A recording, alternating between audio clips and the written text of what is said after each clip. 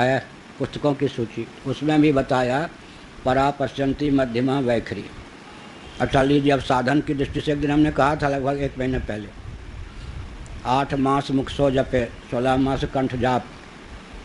ये जो आगे है रग रग बोले राम, ये जो 8, 16, 32, 64 का अनुपात बना लें।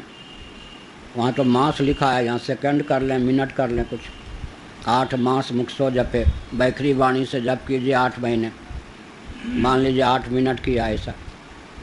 16 मास कंठ जाप यहाँ से कीजिए, यहाँ से वैखरी वाणी में का उद्गम स्थान अकुह विसर्जनीय नाम कंठ यह है। उस कंठ में आएगा तब जब हृदय से जप करेंगे। यहाँ 16, यहाँ 32 हृदय से। उसके बाद क्या, फिर नाभिमंडल में मंत्र पहुँच जाए, फिर मूलाधार में पहुँच जाए। वैखरी और केवल उच्चारण किए बिना कंठ से बोलेंगे तो वो एक प्रकार से मध्यमा वाक हो गए। और पश्यंती हृदय में मूलाधार की ओर, नहीं तो इसको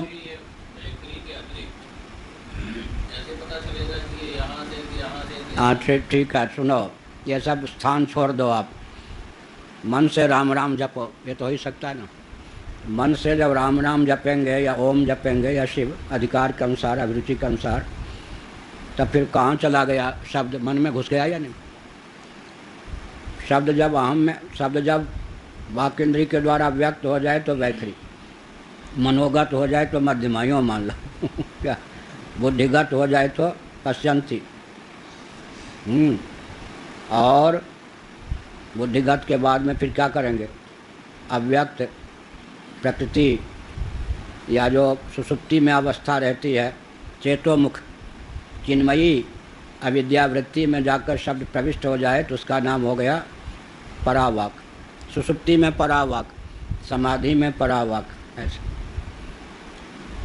स्वप्न में पश्यंती और मध्यमा, अथवा ये भी हाँ पश्यंती और मध्यमा, और जागृत में बोलते समय वैखरियों कह रहे। तो यह है मूलाधार। क्या, मूलाधार से षटचक्र का जो वर्णन होता है ना, षटचक्र का वर्णन, उसमें मूलाधार में परावाक की स्थिति मानते हैं, कहीं कहीं मूर्धा में परावाक की स्थिति में। जो स्थान यहाँ है वो वहाँ मूलाधार जब बोलते हैं तो वहाँ से तार चलता है। क्या, मूलाधार से तार चलता है ऐसे। मन में शब्द को सन्निहित कर दें। तैत्तिरीय उपनिषद में वेद का निवास कहाँ है, मन में, मनोमय कोश। तैत्तिरीय उपनिषद में वेद का निवास स्थल कौन है।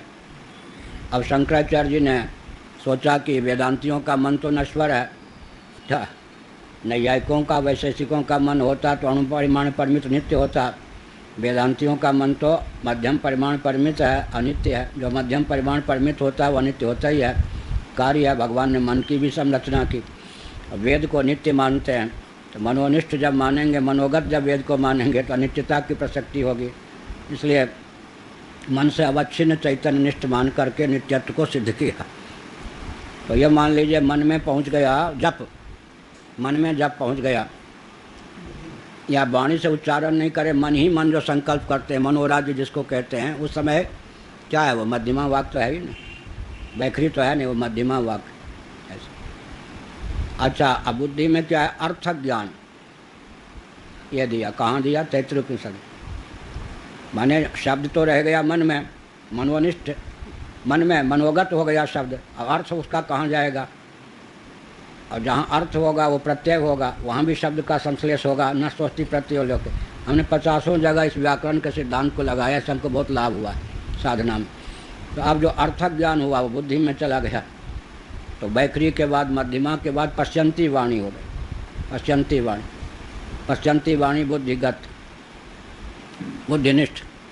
और सुषुप्ति टूट जाए, अब बुद्धि उदित ना हो, इस बीच में परावाक का दर्शन कर सकते हैं, धारणा कर सकते हैं।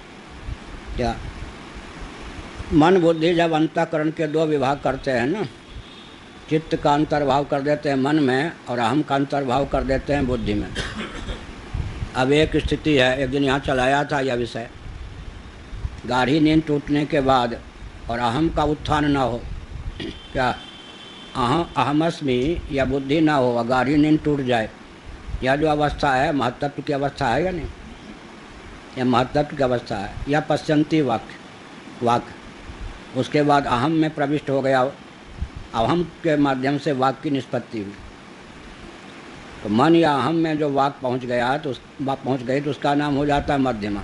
बुद्धिनिष्ठ वाक्य हो जाए तो उसका नाम होता है पश्यंती।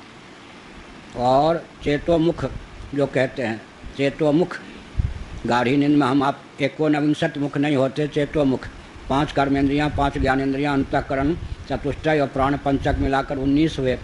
19 क्या एकीभूत स्वरूप क्या है? वह चेतना जिसके गर्भ से 19 मुखों की अभिव्यक्ति होगी भविष्यत गति से, उसी का नाम है चेता। वही हमारा मुख माने उपलब्धि का करण है। तो जब हम चेतोमुख में जो चेता शब्द है वहाँ जाके वाक पहुँच गई सुषुप्ति में, तो एक प्रकार से परावाक। अब परावाक तो है, लेकिन परावाक को प्रबुद्ध कर देंगे तो समाधिनिष्ठ वाक, वहाँ सुषुप्ति है, यहाँ समाधि। परावाक योगियों के जीवन में वो परावाक जो है विशुद्ध सत्वनिष्ठ है, और हम लोगों के जीवन में, सामान्य व्यक्तियों के जीवन में वो क्या है? मलिन सत्वनिष्ठ है सुषुप्ति में। वो दोनों जगह है परावाक। एक तमो गुण से आच्छादित है, एक सत्व गुण से उच्छलित है या उद्दीप्त है। तो समाधि में जो वाक है वो क्या है? परावाक।